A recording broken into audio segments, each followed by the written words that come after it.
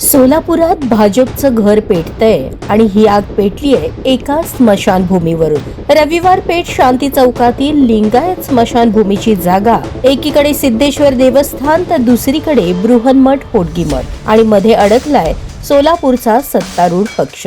आमदार कोठे विरुद्ध आमदार देशमुख हा वाद आता रस्त्यावर येणार, कोर्टाचे दरवाजे ठोठावले जाणार।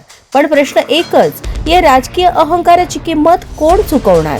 रविवार पेठ शांती चौकातील हिंदू स्मशानभूमीतील लिंगायत समाजासाठी राखीव असलेली ही जागा सुशोभीकरण आणि देखभालीसाठी कुणाला द्यायची, यावरून भाजपचे दोन गट थेट एकमेकांच्या उरावर बसलेत। आमदार देवेंद्र कोठे गटाचा आग्रह, जागा सिद्धेश्वर देवस्थानला द्या। महापौरांनी ठरावही मंजूर केला, पण आमदार विजयकुमार देशमुख गट म्हणतो बृहन्मठ मठाशिवाय ही जागा कोणालाच नको।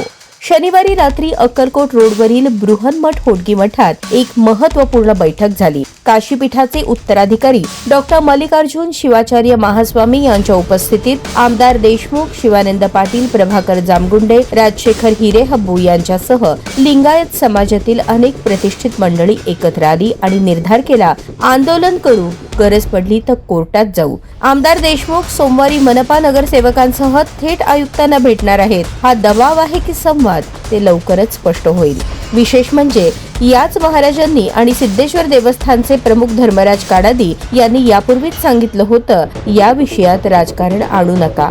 पण दोन्ही आमदारांनी हा मुद्दा प्रतिष्ठेचा केला आणि आता हा वाद शांत होण्याची चिन्हे दिसत नाहीत। स्थायी समिती सभापती रंजिता चाकोते आणि नगरसेवक शिवानंद पाटील यांनी मनपा सभेत सुवर्ण मध्य सुचवला होता, दोन्ही संस्थांना एकत्र बोलावून निर्णय घ्या, पण महापौरांनी त्याकडे दुर्लक्ष करत ठराव मंजूर केला आणि वादाची ठिणगी आणखी मोठी झाली।